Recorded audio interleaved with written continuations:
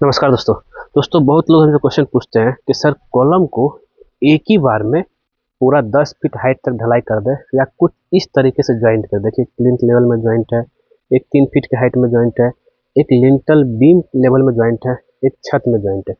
क्या इतना सारा ज्वाइंट मतलब कि पार्ट बाय पार्ट ढलाई करने से कॉलम कमजोर तो नहीं हो गया?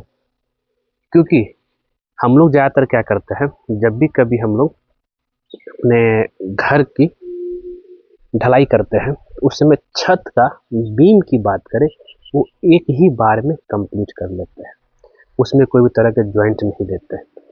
तो अब क्या वही पैटर्न यहाँ लागू हो सकता है क्या यहाँ पे? तो उसी के बारे में डिस्कशन करेंगे कि ज़्यादा ज्वाइंट। अब ज्वाइंट में देखिए कहाँ कहाँ है। एक बार फुटिंग ढलाई हुआ, जरा समझिएगा। फुटिंग ढलाई होने के बाद जो है फिर उसके ऊपर जो स्लोप बनेगा उसका ज्वाइंट एक ज्वाइंट हो गया, फिर उसके ऊपर कॉलम होगा दूसरा ज्वाइंट, फिर प्लिंथ बीम जो बनेगा, देखिए प्लिंथ बीम में दो ज्वाइंट, एक नीचे एक ऊपर, टोटल हो गया चार।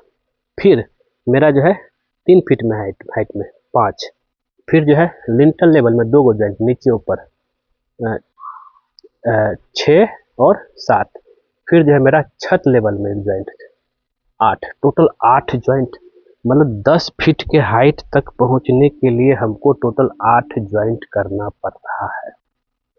अब इससे ये कॉलम मेरा कमजोर हो गया क्या?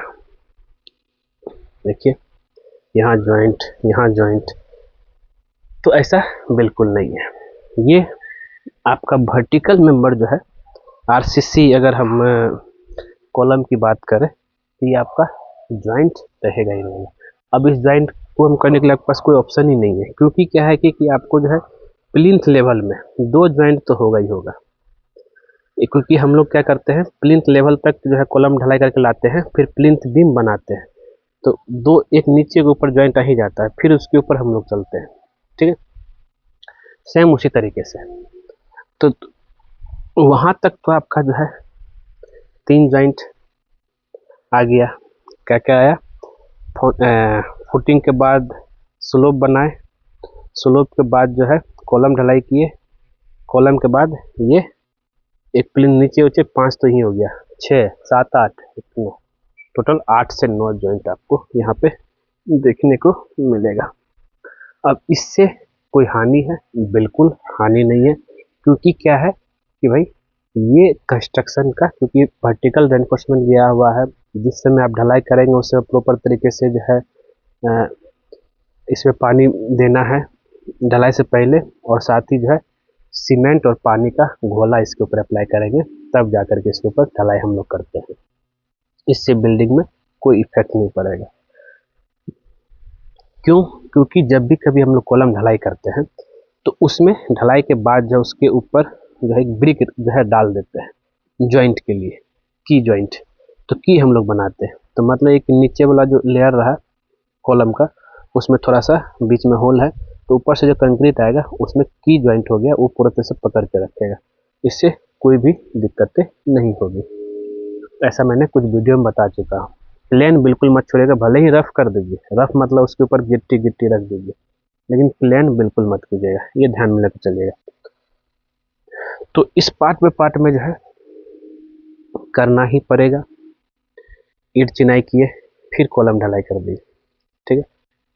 और 3 फीट हाइट में एक ही बार में पूरा मत लेके जाइएगा 7 फीट हाइट में, जिससे कि उससे उसको लेकर मैं एक वीडियो बनाऊंगा। एक ही बार में 3 फीट और 7 फीट अगर इस तरह से ढलाई करते तो क्या क्या नुकसान हो सकता है।